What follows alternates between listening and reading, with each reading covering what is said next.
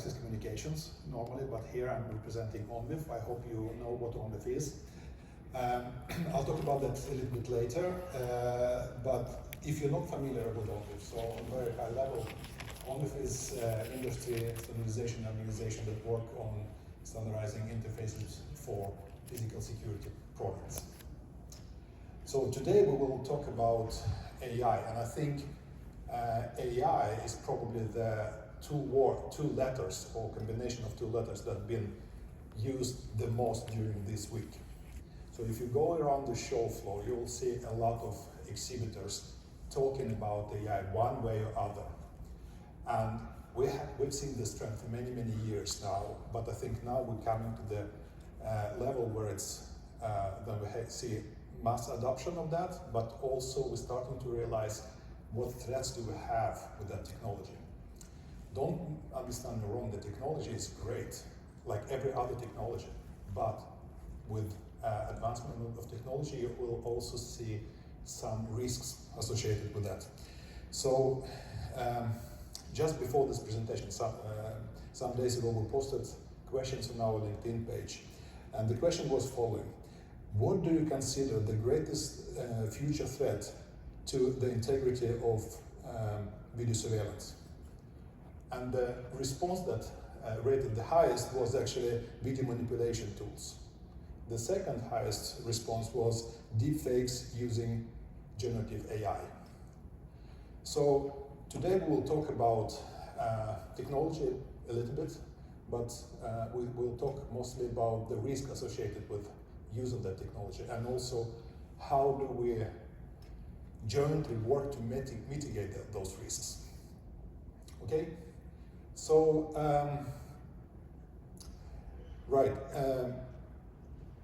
we've seen a lot of fantastic technological advancements and massive amount of tools that provide you possibility to create fantastic video from the script. I mean, we've all seen it, right?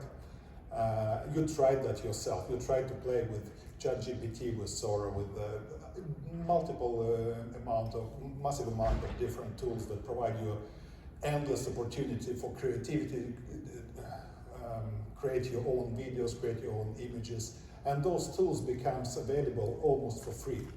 You've seen different options creating fantastic videos from very simple script.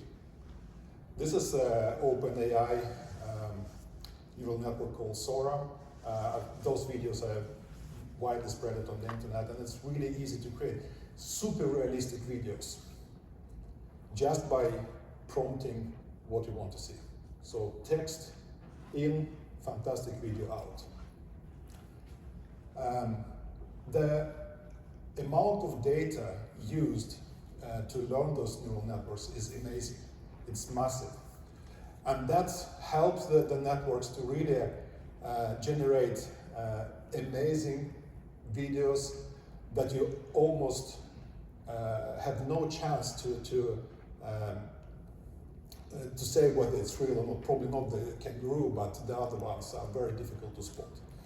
So during this session, I really encourage you to think about problems we're trying to discuss. I want to make this session interactive. I will try to ask you questions. If you have questions, we will have a Q&A at the end, so please try to come up with the questions if you have any, and let's have it as a discussion. So development of or perception of the development of artificial intelligence had the roots many years ago, when started with convolutional neural networks, and we all seen a lot of application in security industry working with AI, machine learning, vision AI, etc., etc. But something happened in November 2022. Any idea what was that? Right, so ChatGPT 3.5 went public, and everybody start talking about generative AI. So generative AI is a subset of artificial intelligence technology that generates something. That's why the name. And what we really see, not only in security industry, but in general, that it's ending up in all different parts of our life, even in the toothbrush. So AI is now everywhere. I don't know how that works, but it's really everywhere. But if we look at the actual development of the technology, I would say that it's rather linear. So OpenAI help wide audience to understand the technology advancements and all the beautiful things that you can do with it. But technology as such have been developing rather linear. And this is technology that's available for different types of industries. So how can we use it in our industry, in security? So for many years we've seen convolutional neural networks or machine learning that help security operator to recognize a person. But what if this person, or what if the scene been different just a couple of frames before what you see? Then probably you will not see that on the slide, on the right-hand side image, that the person in the black jacket is actually abstracted by the person in the yellow jacket. So the traditional neural networks will probably not identify that, but with the help of modern technology, you can actually prompt AI to work as an operator and describe the scene. And then you will see that it will actually tell you that in the second picture, you will see a person in the yellow jacket, but there is actually another person behind it, because the neural network can analyze not just one image, but the flow of images, the video stream. And that is potential to offload operator that watching the video, try to understand it much better, try to describe the scene from completely different angle, not just frame by frame, but what actually happens in the video. Okay? So another interesting thing is how can AI or generative AI help us to go from video to text? Surveillance system generates a massive amount of video data. It's extremely difficult to comprehend all of that. It's extremely difficult to understand and consume all this massive amount of data in actionable way. So what we're trying to do is prompting model to act as an operator and describe what you see in the scene, and describe if you see any anomalies. So you see here that there is a fire. So one of our members was experimenting with this technology, and the output of this question was actually a pretty long description generated by ChatGPT-4 that was analyzing the image and saying that actually there is a fire, and this is an anomaly. But actually what's interesting that this neural network was able to tell that from the beginning the fire was not that extensive, but it's something that's developing over time, and probably you should call someone to help you out with the situation. So that's definitely an anomaly. So what we see is the way for technology to help video surveillance operator to really do his job by identifying threats in a more efficient way, shortening the time between analyzing the threat, combining the report, and actually acting upon it. So another interesting experiment we've done is generating report from the video, and it's also helps operator, help surveillance system to come up with a very comprehensive report on what's going on. So in this case, the scratched car was filmed, and neural network was actually prompted to generate report of the damage. And the output from this report was actually amazing. It was spot on the model, on the registration number, the damage analysis, and all that. So I think it's a fantastic way to really help people to use technology in a way that makes the life of users of the surveillance system easier. Okay, so technology is great, but as every technology that we've been using for the last, I don't know, 50 years, there are different sides of that. All those examples show how powerful the technology is when you use it right, but there are also threats associated with that.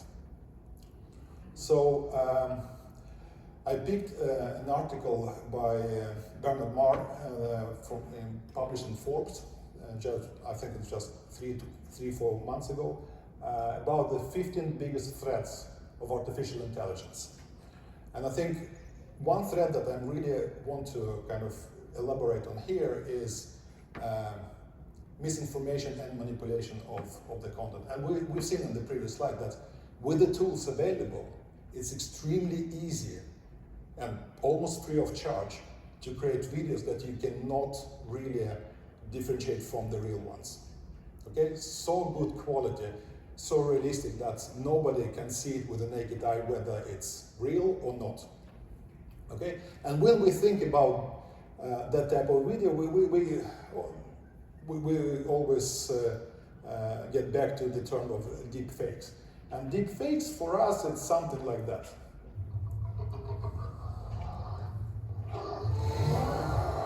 So this video has been generated with artificial intelligence in the lobby of an enterprise, and it's very easy to see that it's fake, right?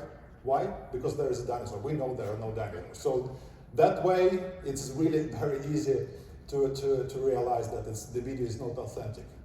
But if we look at the real surveillance video that you can modify, you will probably see something like that. So there's a task for you guys. One of those videos are real, another one is not. Can you spot which one is not real?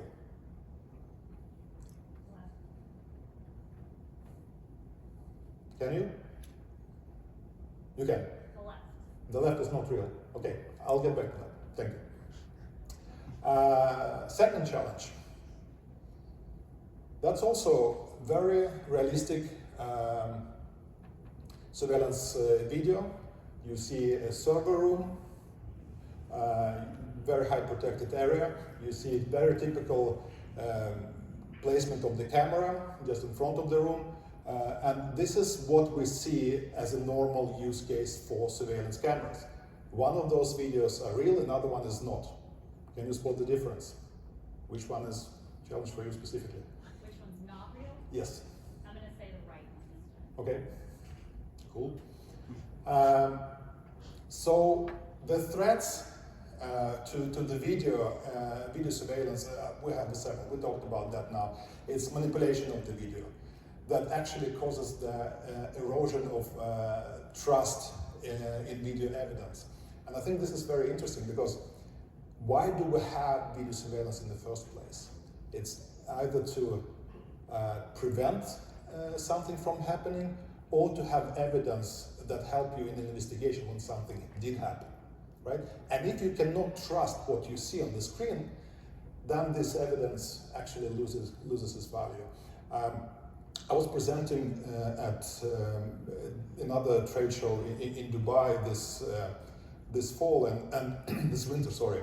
And there was a presenter just before me from the governmental agency in the region, and he got a question about what's the biggest threat for the video, and he actually said it's deep fakes, it's AI.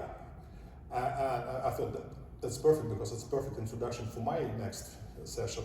But he actually elaborated on that and said, you know what, he'd been in the court of law several times with the evidence where lawyers said, you know what, I have a reasonable doubt that this content is actually not authentic. Why? Because the amount of tools that are accessible in the market today, free of charge, that can make this type of video is massive.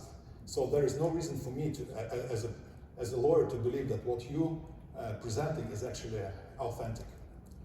So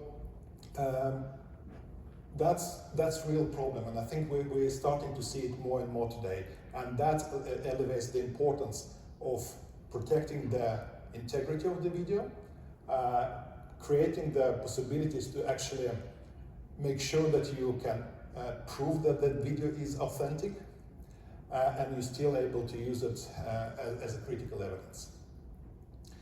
So there are multiple ways of proving that the video is authentic. There are ways of putting in timestamps and comparing that to the actual time when video is recording, digital watermarking of the video stream, different cryptographic hashing. And we see today different solutions that are already using those technologies. So people do realize that that is a risk, and they do implement different ways of solving that. So today, the typical security systems look like that. So there is a camera that generates video. This video passes massive amount of different devices in the networks, servers. It's ending up eventually in video management software system, and it's exported probably to external viewing for the presentation in the court. It's kind of typical scenario. And it's a lot of interfaces here where video can be actually intercepted and manipulated. So today there are solutions available on the market that protects your video by signing it during export. Majority of biggest VMS manufacturers do provide this possibility to sign the video at export from the VMS system. The problem is that there is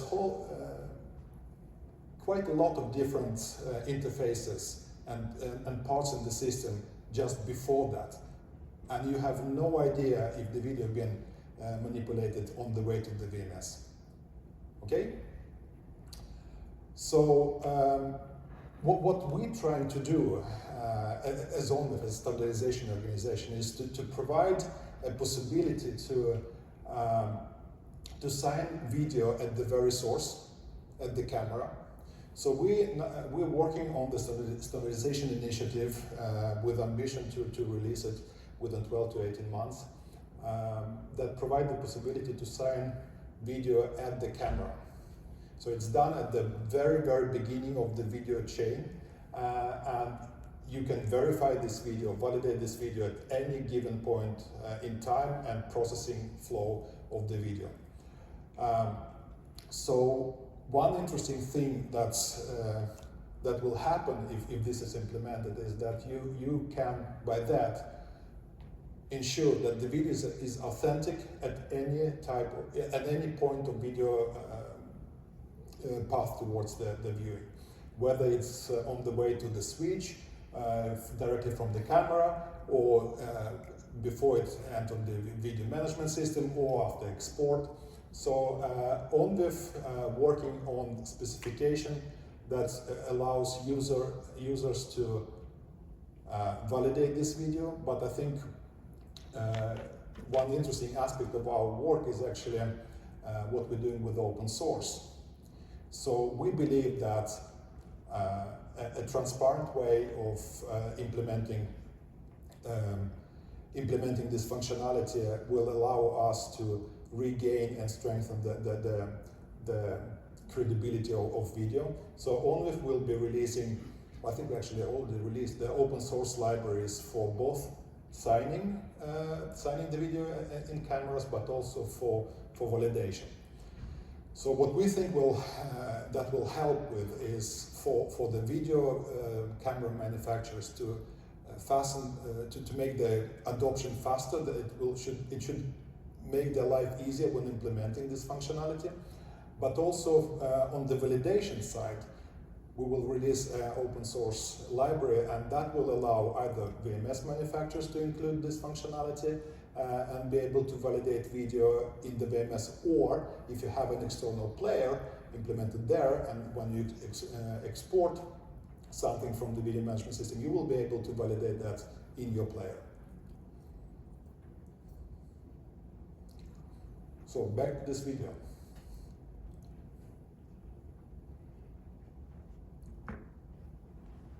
One is real, one is not. And the manipulation here is actually very simple. So there is information in the video that's created by this technology that can be validated, and you see that actually the date was manipulated here. So you see one date in the actual metadata in the stream that was generated by video signing technology, and another one you see on the as a timestamp. So there is a mismatch. So the video being manipulated, and when you run this through validation mechanism, it will tell you that no, actually this video is not authentic. And it's a very easy way to manipulate the video. But just imagine if you recorded something happening, and you're presenting that as evidence of something happening just on this specific day that timestamp shows you. But actually this video had been recorded the day before. Yes? And the person who has the expertise to alter the video does not have the same expertise to change the timestamp? No. So the way the solution is done is the video is signed with the camera with a unique key provision to the camera. So if you change at least one frame, it will be detected as not authentic. And even so, I tried a different thing to try to break this. I tried to export the video, open that in the video editor, and close that. Just encode and decode again. I haven't done any manipulation, but it still detects that the video is being hacked. So the secret is basically that we're trying to hash frames based on the unique provision certificate in the camera. So every frame is accounted. So if you change a pixel here, it will be detected. And it doesn't really matter how big of a change it is. That's not the point. The point is that it proved that what you see is not really what's been recorded. It's been manipulated somehow. Yes? What's the overhead of that hashing on the camera? It's a very interesting question. It's actually very small. So initially technology had been developed by a camera manufacturer and then proposed as a standard to ONVIF. And we all know that when you have thousands and thousands of cameras, every bit you're putting as an overhead is a massive load on your network. So that's actually a very small type of overhead here compared to different solutions that we evaluated before. So it's actually been considered as one of the requirements for that technology development. Thank you for the question. So there are a lot of interesting information you can see in the metadata that we provide together with the stream. You see the serial number of the camera. You can tie this video to a specific camera. You know who is the manufacturer, what's the serial number of the camera, a lot of other details, the dates, etc. So you can see the firmware version. So it's quite a lot of information hidden in this stream that you can unpack and validate if it makes sense or not. But I think what's also very important, it really ties the video to a specific camera.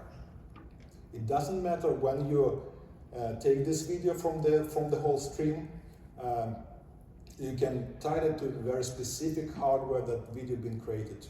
So it's not only providing the proof of authenticity, but it actually ties it to the place. Question. Yes? And can it go retroactive on cameras? We have to throw every camera away, start new. Please elaborate. You have a serial number for that camera. Yes. What about the 10 million cameras that are out there right now? Can they be retrofitted? So it's probably would be a question to a specific manufacturer, how they provision that certificate. we do require, or the standard will require, that there is a specific certificate provision. How they do it, it's a different thing. If they can do it in life, during life cycle of the product, then you can go back. If you cannot provision that type of certificates and you do it in production, then new cameras will come with support of this feature. So it's probably more question that we need to direct to the actual manufacturers. Thank you. So which one is real, which one is not here?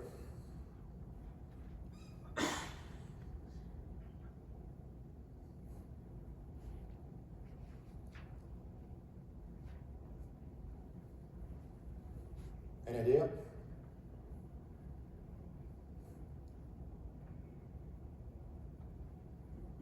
And again, this is typical surveillance footage. That's what we see in all the installations indoors. So here we see that this one is real, and manipulation of this video was done in a way that, without actually unpacking the video, we just removed a number of frames. There are a way of removing frames from the video stream without even decoding it. But this technology can still verify that something is broken and validate what is real. Okay, so I think it's a very powerful way of proving that what you see in front of you on the screen is actually real. So those are the video we've seen. Okay. So going back to the explanation of that, so the whole idea of standardizing the technology is to make sure that our industry can still trust in a very important thing that we're actually creating, the video content. And by doing that from the source and be able to tie it to a specific camera when this is where that content was created, helps us to identify potential threats to the video authenticity throughout the whole life cycle of the video, from the camera to the network to the systems to export and the final viewing. Again, ONVIF will provide not only possibility to implement and certify your products for video signing, but also provide open source projects, both for signing part but also for validation part, and that should allow manufacturers to be faster in implementing that and providing these products on the market, but also for the viewers or whoever develops viewing application to be able to include the validation of the video in their products. Okay, and a little bit about ONVIF. I mean, you probably know what we do, but if you don't, ONVIF is a member-driven organization that works with standardization of communication between IP physical security products and systems.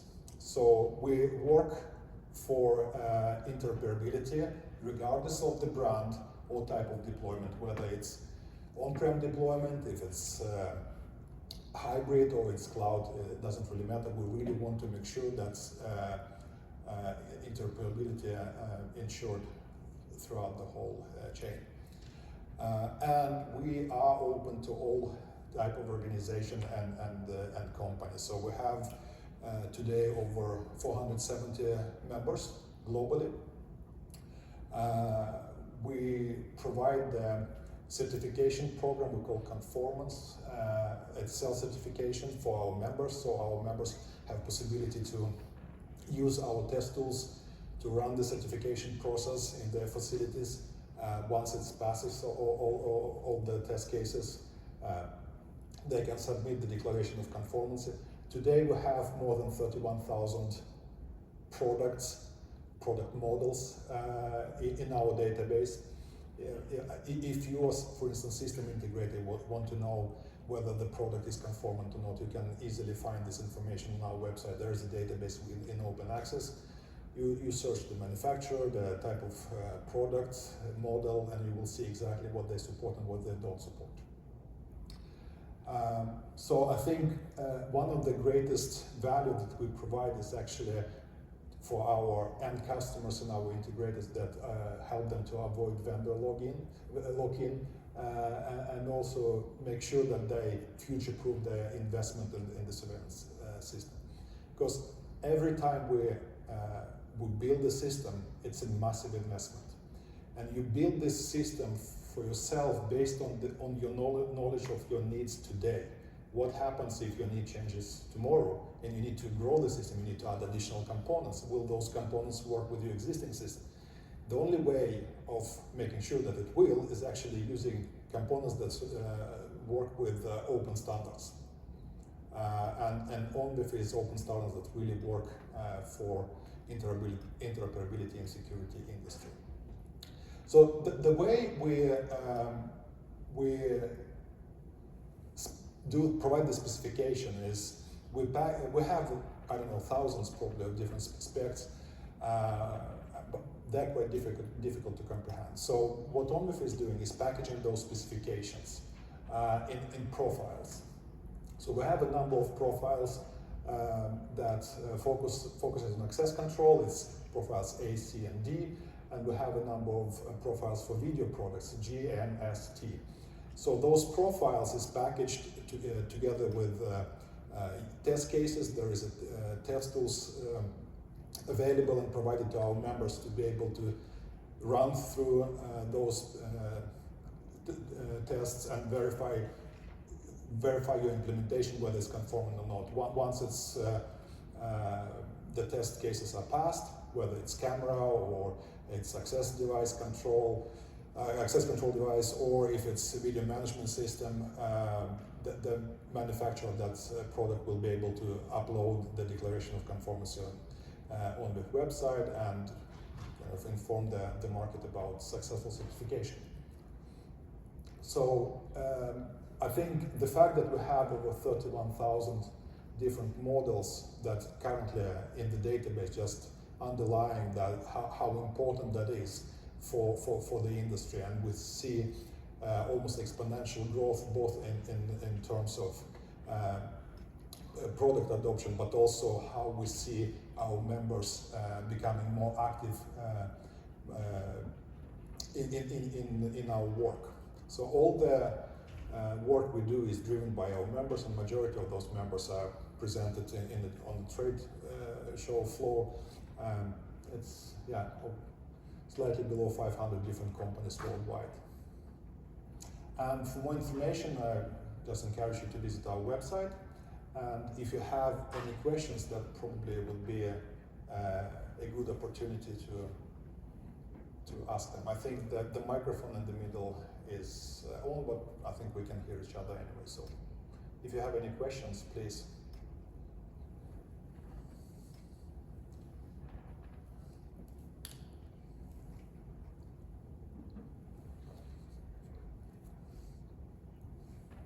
Yeah. I can ask, what are the challenges then for ONVIF in terms of bringing this video signing or media signing to the market? So it's not different for ONVIF as for any other standardization organization. It's probably adoption. It does take time for the industry to adopt a new standard. So we have a certain delay from when we're releasing the standard until it really becomes more adopted. How we measure adoption is actually by number of conformant products. So we know exactly when people starting to use it. I think the way for us to shorten this time frame is actually provide help to implement that. And open source is something we really believe in. It's not only a way for us to make the adoption faster, but it's also providing transparency and through that building more trust in the actual solution. Any other questions?